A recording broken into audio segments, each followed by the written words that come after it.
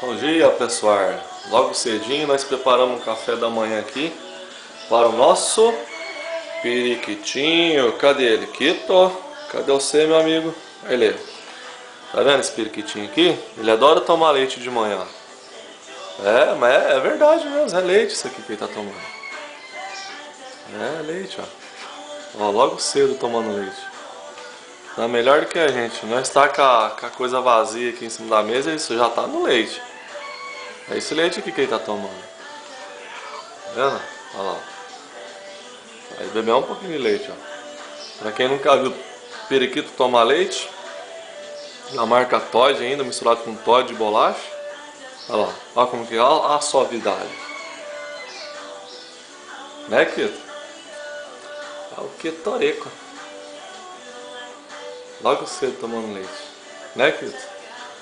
Dá um close aqui pra câmera aqui. Esse é bonitão, hein, cara.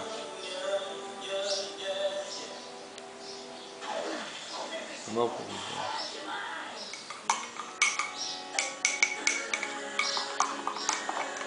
viu como que ele vem rapidinho. Vamos ver se ele já encheu. Acho que ainda não, hein? Vem, Quito, tomar um pouquinho.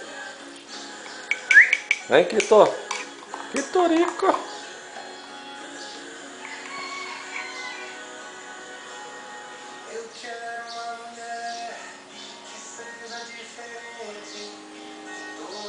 Não quer mais? Não quer.